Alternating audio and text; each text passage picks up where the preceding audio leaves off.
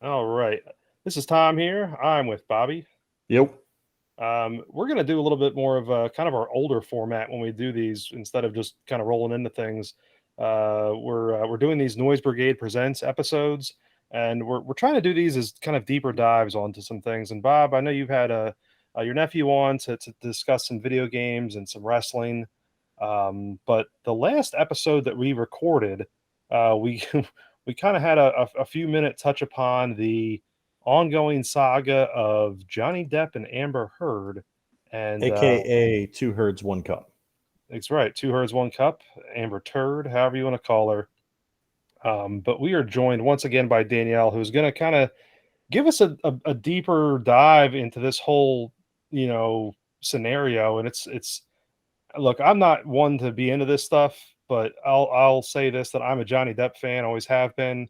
So this is somewhat quite fascinating to me, even though I truly have no, really liking for, the Hollywood stars, if you will. So no, no, Danielle, thank you for Yes. joining us. Hello. Hello. So before we get into it, there needs to be a disclaimer.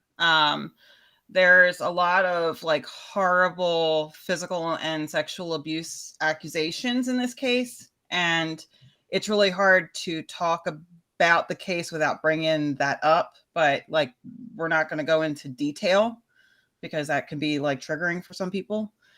I'd also like to take the moment to admit that I have no criminal or psychology background. I just sat on a jury, so I do have that going for me. That's kind of like professional. I also can't say that I am 100% objective and unbiased. Johnny Depp posters hung on my walls as a teenager, and he was number 2, no pun intended, on my free pass list. Number 1 was Orlando Bloom. I really just wanted to be Elizabeth Swann and have to like choose between Johnny Depp and Orlando Bloom. So, I'm not saying that I would have treated him any better, but I mean, that bar is not that high. So Yeah, I'm pretty sure that there were very few things you could do to him that would have treated him worse. yeah, I know. So, and I believe, if I remember correctly, Johnny Depp was on Tom's free pass list, wasn't he? Yes, yes, and Yeah. he still is. Yeah. Who doesn't want a little Captain Jack Sparrow in their lives? Well, I mean, I don't have a free pass list anymore because not many people are interested in a slightly overweight mother of 2 in Kentucky, especially when you're up against somebody that looks like Amber Heard. But, whatever. So, all right, let's I know the way that you and I have talked about this because I know you've put down together some really good notes. I kind of combed through them, but the way you did this, from my understanding, was kind of chronologically. So you just want to kind of, tell us where you started and kind of digging into this, and then I think maybe we can bounce some questions or ideas back and forth as you go through this. Oh yeah. It was really I've not watched the whole trial. I've just basically I've been keeping up with like live updates, like text based, and I will go in and I'll watch like YouTube videos of like the highlights. And what was really confusing to me was that everything was out of like chronological order. So like I really could not keep track of what happened when. So I went through and kind of put it all in chronological order. And I mean, it's not all of it because there's instances that she brought up that I could not like put into a actual time. Like apparently there were 2 plane incidents, and I only was able to track the one down. So they started dating in 2011, early 2012, and he was actually still with the woman that he had kids with. I can't remember her name. But But Amber claims he hit her for the first time in 2013. So it was like within that first year. And it was because she made fun of his Wino Forever tattoo. But he's gone on and like denied this. And he says that like he's proud of his tattoos and it doesn't make sense to him. So, take that for what you can. They got engaged the following year. So that was 2014. And then we have a assault on the private flight. She claims that he got blackout intoxicated. He was apparently jealous of her shooting a movie with James Franco. She claims that he hit her and then kicked her in the back. There were a lot of witnesses on the plane, but nobody on board testified on her behalf. He claims he did not drink excessively before boarding the plane. I think that he like took 2 pills and drank a glass of champagne. And he admitted that there was an argument, but he says that she was the one that instigated and she wouldn't back down. And we've heard recordings kind of supporting that she like instigated and he would try to get away and she would just keep on going. It ended up him hiding in the bathroom to get away from her. His longtime audio tech testified that there was no abuse or shouting, that Depp basically just ignored her. So I guess that kind of like threw it into a tailspin. She did record this incident where he is howling from the bathroom and like babbling nonsense. So I don't believe that he was sober, if that makes sense. Like I think that contradicts like what he claimed. I think that there's like the truth lies somewhere in the middle of that. The next incident occurred in a hotel room in Tokyo before a movie premiere. And she accused him of slamming her into a wall, pulling her hair, pinning her on the floor with his knee in her back. And she claimed that she was really worried about bruising because she had a backless dress for the premiere the next day. And I've seen the pictures. Like, this is like almost butt crack low cut backless dress. And there does not seem to be like any miscoloring anywhere. And they look, happy. Her makeup's beautiful. Like I don't see any evidence of it. And I'm not the only one. I mean, this is going around on the internet. Also in 2014, another time she claimed that he hit her so hard, he broke her nose. But the next day she's at the Met Gala, and definitely did not have a broken nose at the Met Gala. Like, yet again, looks perfect. There's a lot of instances of this. I've noticed that like she goes in and she claims that like, he beat me and I thought he was going to kill me and there was blood and there were bruises. And then like she ends up on the James Corden show and like she looks perfect. Like there's nothing. So this has happened, like it's a kind of like a reoccurring theme. So after all this, they get married. That happened in February 2015. That same month, that's when they got in trouble for smuggling the dogs in. And he's coming out and said now that like that was purely her plan, and he kind of took the backlash because he was afraid that she was going to get in trouble. Can you kind of catch us up on that one? I don't recall that one. What's that story about? He was she had been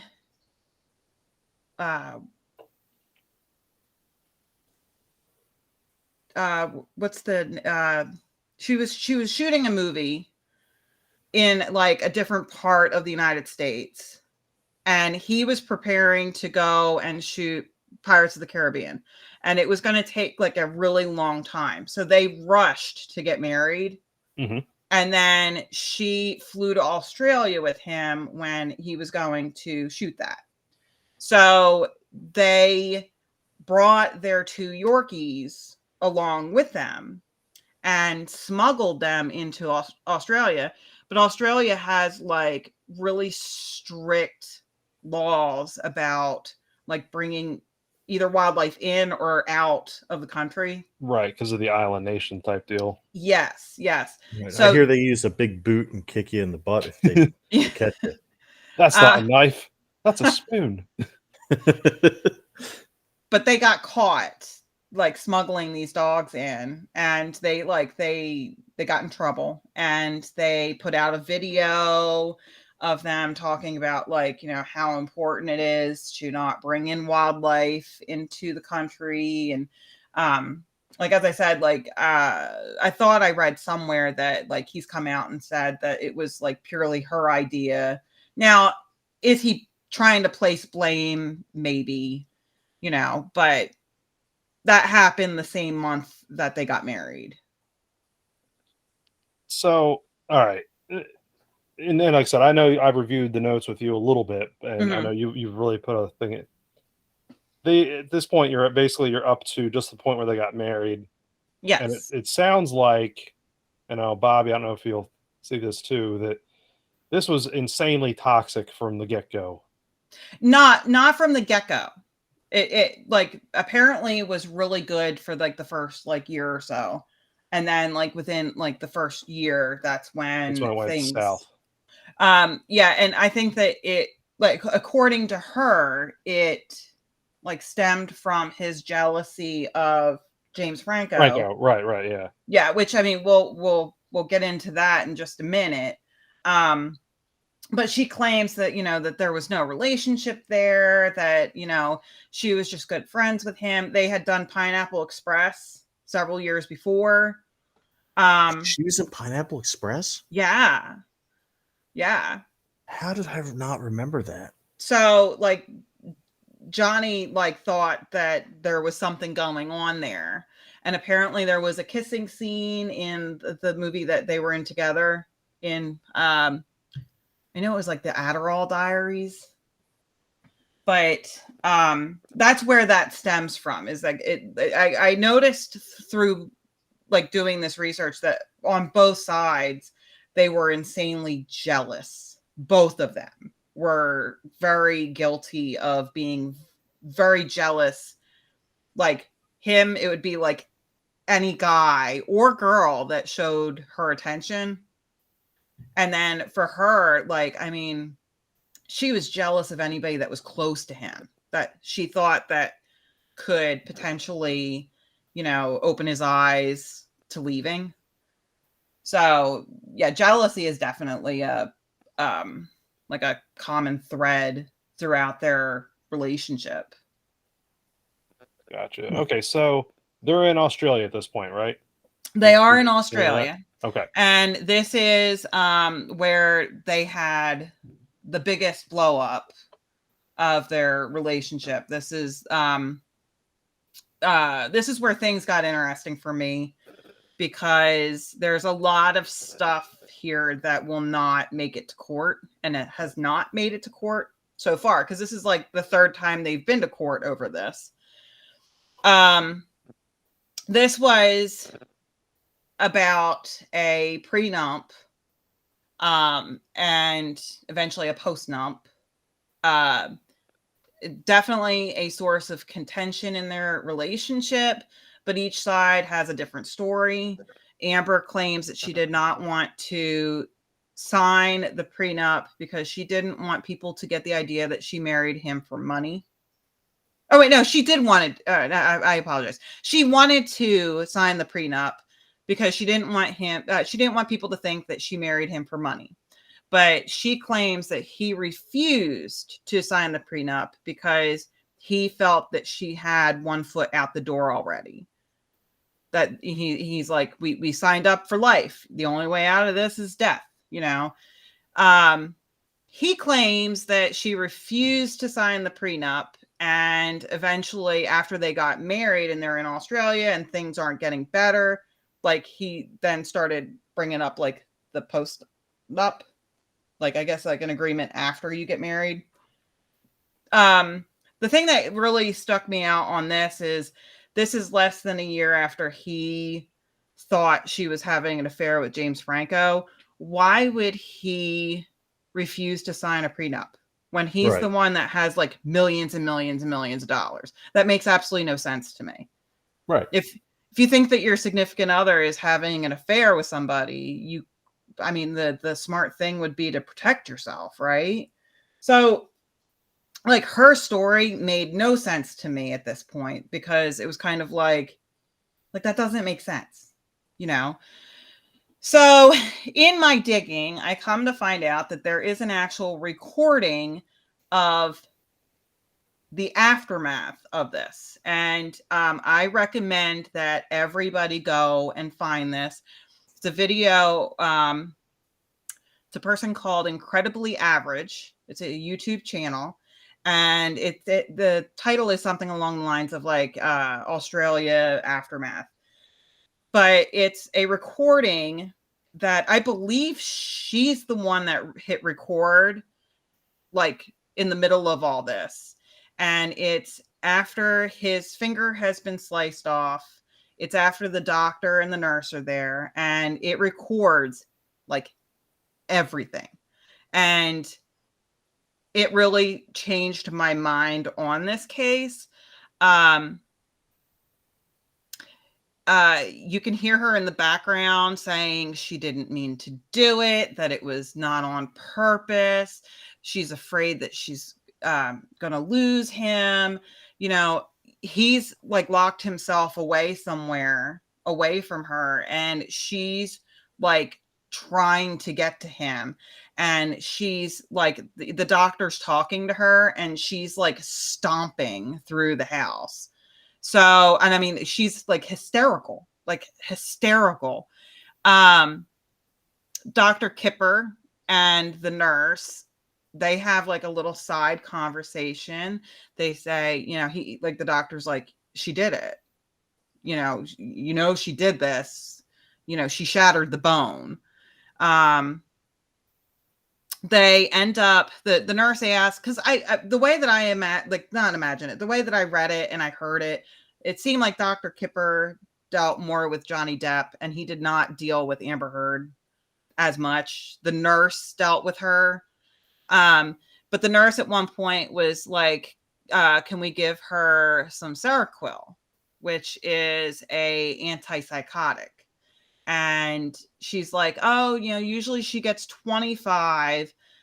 Would you be okay with me giving her 50? And the doctor's like, I'm okay with you giving her 100. Like, she needs to calm down. And the doctor was like, we need to get her out of here. She needs to go back to Los Angeles. She is doing no good being here. We need to get her out. And then they sit there and talk about, well, what security guard can they send her with? Because the security guard has to be not easily manipulated.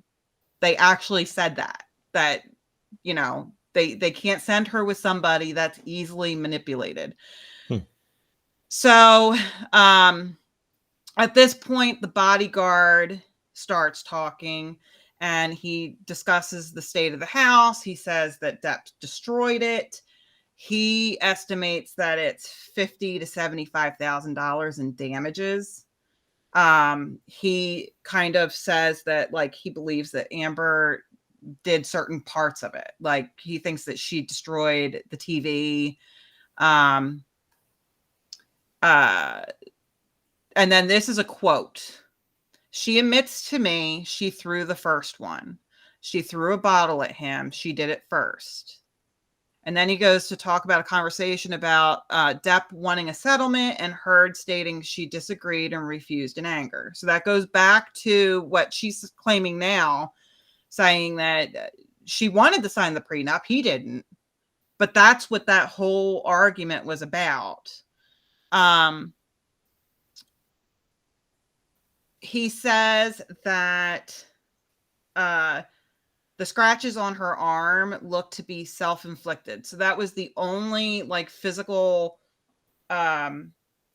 evidence of a fight, was there were scratches on her arms. And he goes to say, like, I've seen this before, like it's self-inflicted. Also states that she admitted that she hit him first in the face. They also discuss his drug and alcohol use while in Australia, and they speculate that Amber was using cocaine, which would have affected her medication that she was on.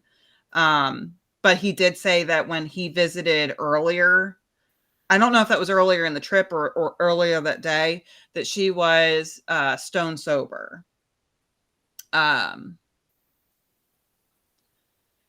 The sad part about this is that a lot of this testimony can't be used in court because both sides agreed that they would only use recordings if it was either Depp or Heard.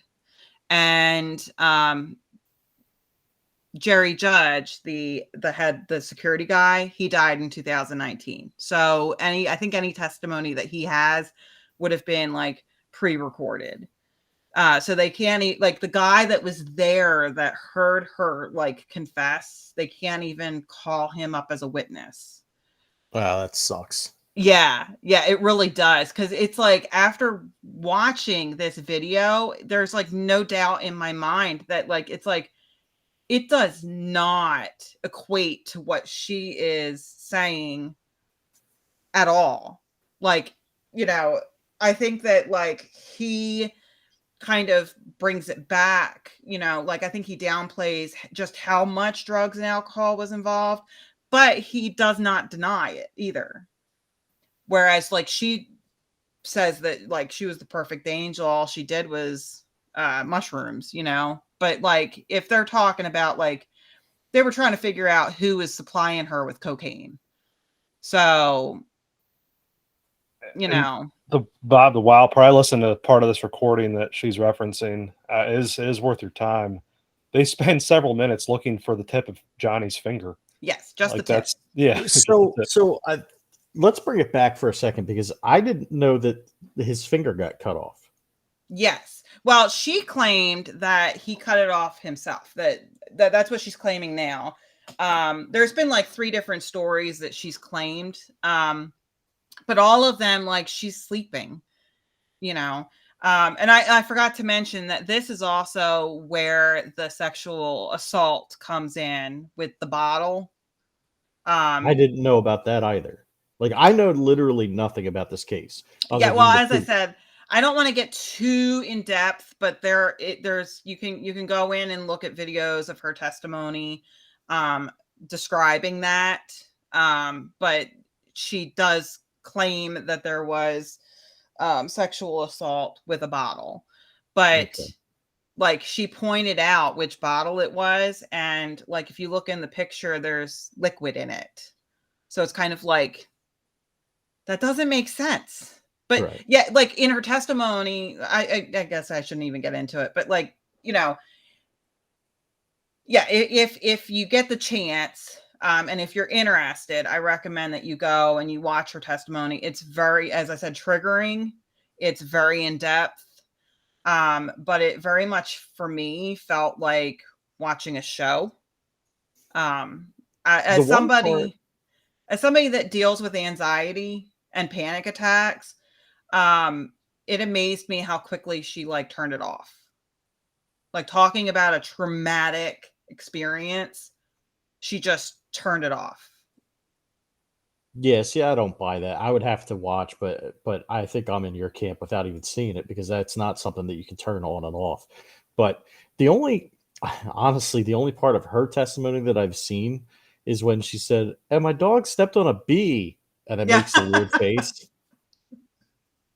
Yeah, that was when they were getting off the plane in Australia. Yeah, that's it. That's the only, because it was on TikTok and people were doing like, they were like mocking it and like and saying different statements with it Oh and yeah. making stupid faces. So like that's it. That's all I know about it. I don't feel like she's that great of an actress. I mean, I could be completely misreading it, but it just seems like, I mean, during her testimony, she was blowing her nose and she stopped and paused so that somebody could take a picture. Like it's very orchestrated to me. Didn't she do coke on the stand too?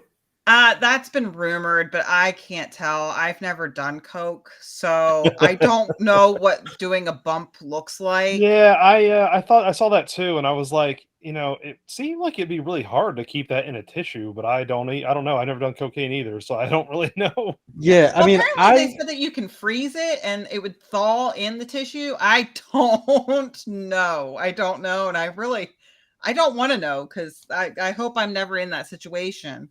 yeah, I mean, it looked to me like she was kind of like blowing a snot rocket into it, but like everybody's swearing that she was doing coke out of She it. So definitely stuck a finger up into her nostril, but I also saw a theory that sometimes actors do that to bring on tears. Hmm. And that was one of the things, was that like she was making all these very dramatic like faces, but she had no tears. So I would be more like keen to believe that, honestly. I mean, Than sometimes I stick my finger up my nose, but it's to get a booger out. well, maybe that's what she was So doing. maybe Maybe she that's had maybe she had like a coke booger in her nose, and she Could was trying be. to get it out, a little boulder. But Danielle, you said something that makes a lot of sense though, and I think every single movement that she's making is orchestrated. Oh, it's She 100%. knows the world's watching. This is, I can't say this is necessarily her time to shine, but maybe in her mind that it is, because you know you have every camera in the world on you basically at this point. I don't Um, think that she's having a good time. I think that like the one doctor, let me see if I can go back up to it. The one doctor diagnosed her with, and I'm going to butcher this, histrionic and borderline personality disorders. And basically it's kind of like narcissist like times 10. So I don't think that she's particularly liking the fact that like her name is associated with poop. Like she wants attention, but she wants like positive attention. Right. I think more or less this is anything she's doing now is kind of orchestrated in order to save her career, because she realizes, look, if I don't come out of this looking at least somewhat sympathetic, Bingo. I'm never going to work again. Bingo. And I think that her whole main goal was to destroy him. Like, I think that like, what is that saying? Hell have no fury like a woman scorned. Yep. Like, I think that she set out to absolutely destroy him. So the fact that like he's getting his day in court and it's being televised, so he actually gets to like tell his side and people can listen in and hear it. Like, I think that he's winning in the public sector. And I think that that was his whole main goal. I don't think that the money matters to him. I mean, I'm sure that it would be nice, but like, I think that that was his main goal, was to get his reputation back. And her main goal was to just like destroy him. Right. so okay. So where are you at timeline wise now with this? Well, all right. To go back to Australia, just real quick, I wanted to make a mental, like not a mental note, but in all the recording that I listened to in that, and everything that I've read, nobody that was present there that night, which at least Dr. Kipper, the nurse, there was there was the head security guard, there was another security guard, and I think that there was like a property manager, that were all in that house that night talking, recorded. none of them mentioned any damage to Amber other than the scratches on her arm. So there were like no bruises, nothing broken. They were not concerned about her health at all. They were more concerned with getting her to calm down and trying to get her back to Los Angeles. Like that was the thing. So I feel like if the stuff that she accused him of doing, like both physically and sexually, like that would have required medical attention. Like there's no doubt in my mind that, that would require medical attention. And none of them, even though they did not know that they were being recorded, none of them mentioned anything other than the scratches on her arms. So I don't think that really, I think that that's a huge hole in her story, like as well. But that leads us to Turdgate. That happened in April 2016. 2 herds, 1 cup. Yes. Amber and her friends decided to go to Coachella for her 30th birthday. Apparently there was a bit of an argument because Depp was dealing with something else, like business related. Somebody had stolen money from him, or like money had gone missing. Something about like an advisor not paying taxes for him. I don't know, but he was at a meeting trying to figure out this financial stuff, and he happened to be late getting to Amber's birthday. So there's a fight, there's an argument, and I guess Depp is like done. He's done. He's like, okay, she's going to Coachella, so I'm going to take this opportunity to go and collect some of my stuff from her house, from not her house, his house. So he goes to go over, and the security guard like stops him, and he's like, yeah, you don't want to go in there right now. And then proceeds to show him a picture of fecal matter that's been found on his side of the bed. And it's like large human sized fecal matter. Depp's driver testified that she had made a comment about leaving him a little surprise, and that it was a practical joke gone wrong. Okay. She now claims that it was one of the dogs, because one of the dogs apparently would get into a bag of weed that Depp would leave laying around, and that would cause bowel issues. So the dog apparently would have, poop issues. So she claims that this dog left the poop in the bed, but these were 4-pound teacup Yorkies. Like the poop was bigger than them. So that's Turdgate. So that's how that all went down. And then that brings us to, and I told you that this is like the last fight, but it, like, as I said, there were a lot of allegations that she threw out there, and I did not touch on all of them. So but this is the last one. Okay. So this is May 2016. The timing of this is also very interesting. This is where the putting everything in chronological order really helped me see like the big picture. I'm not sure what started this fight, but I'm going to guess that it had something to do with shit in the bed. What we do know is that Amber accused Depp of throwing her phone at her face. There were witnesses. This was at their penthouse, and he owned, I know at least 3 penthouses on that level, and they were filled all with like her friends. They all lived there, like rent free. So some of these people were there when this altercation went down, but none of them have testified yet. I don't know if they will testify, but like nobody's like backed up what she claims. 3 police officers came that night, and they noticed no injuries. They said that her face was red from crying. Apparently she could, get some tears going that night.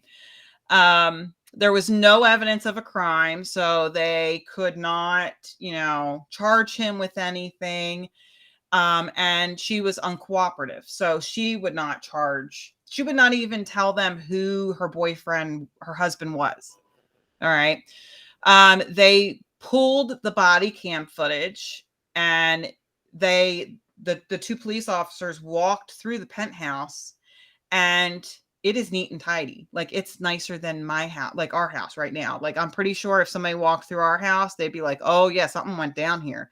But like, their penthouse was immaculate. Like, there was nothing overturned. There was no evidence of a fight, no signs.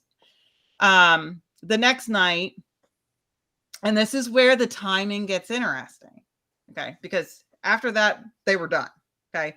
The next night, Amber Heard sneaks James Franco up the elevator to Depp's penthouse at 11 at night. So if you remember back, the first fight was because he thought she had an affair going on with James Franco. And then here, after the last big fight, she's sneaking him into the penthouse. She claims now that he lived in the building at the time. But as I said, Depp owned all of the penthouse, like all of the apartments on that level. And that elevator only stopped at that. It was a private elevator. So, like, yet again, like, made up.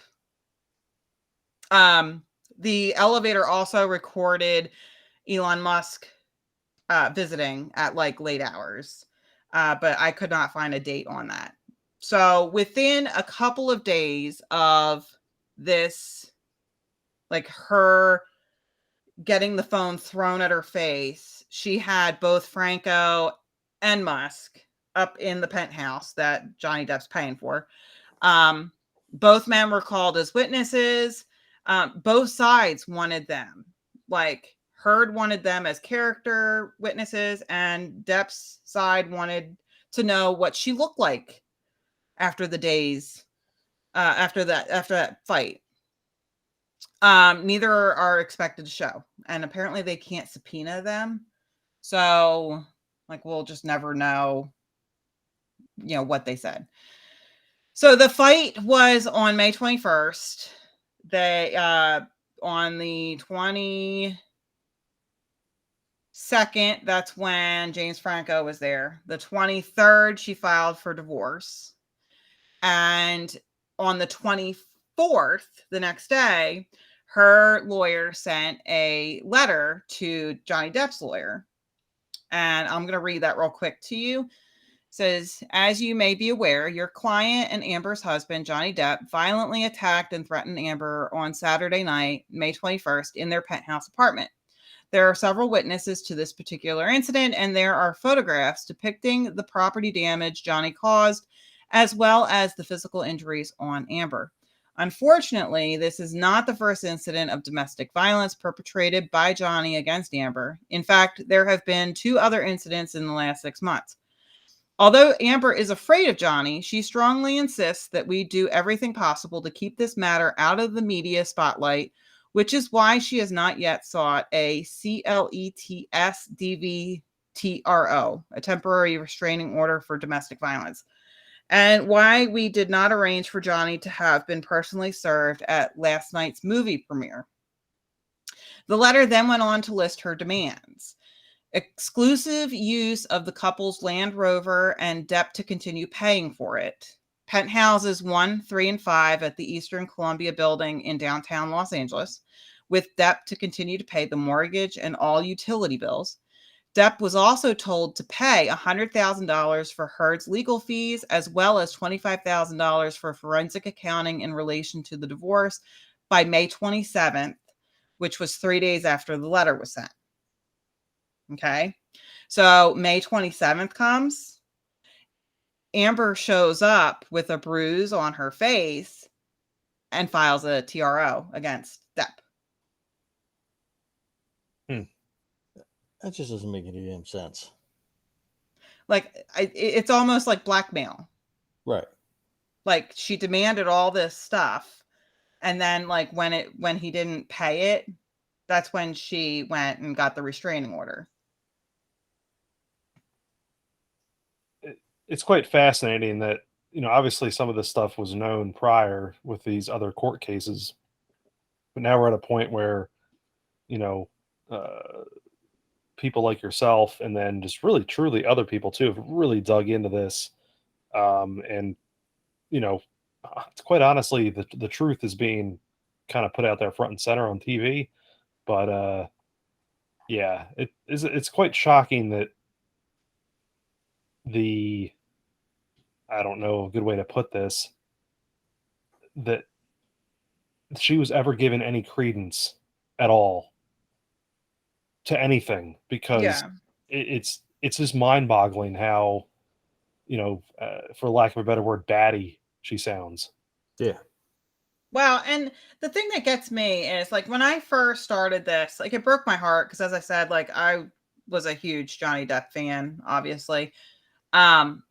But it was kind of like I saw this as like a toxic relationship. And it's kind of like when I first started delving into it, it was kind of like, okay, well maybe they were abusive to each other and it was kind of like throwing, lint on a fire, but she's been caught lying about such mundane stuff and like some really big stuff too. Like I have here some details of the sexual abuse accusation, like just don't match up. So like one of it is Kate James was her former assistant, and Kate James went and testified before Johnny Depp saying that she was belligerent and abusive and she spit in her face.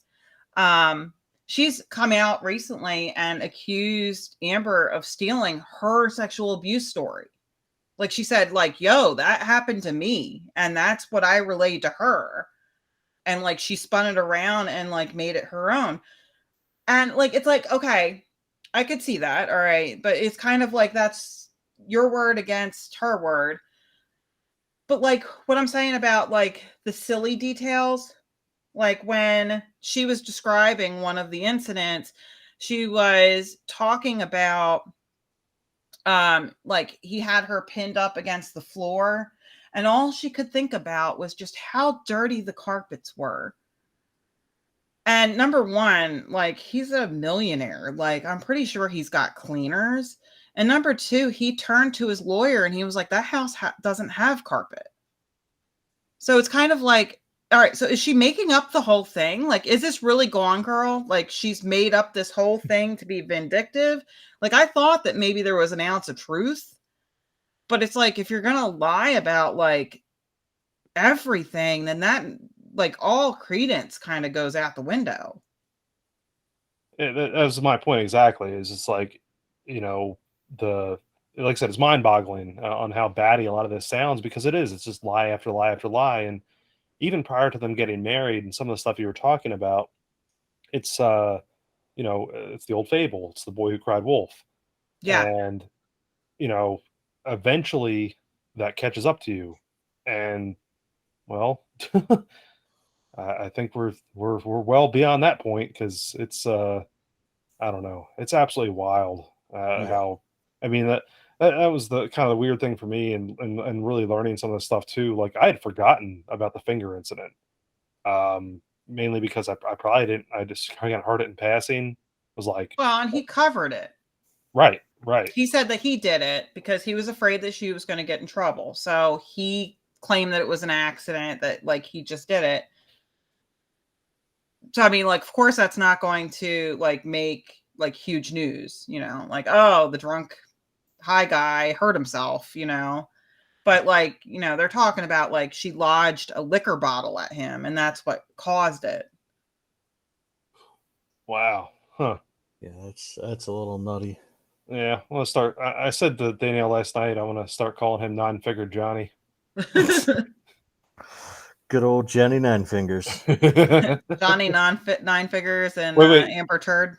What is it? Short Circuit instead of Johnny 5? It's Johnny Yeah. 9. Johnny Nine. Johnny Nine. High 4. But that you add to that, like the fact that like she was supposed to donate the $7 million that she got from the divorce settlement, and I mean she never did. Like she donated like 350,000 of it, which she went on to date Elon Musk.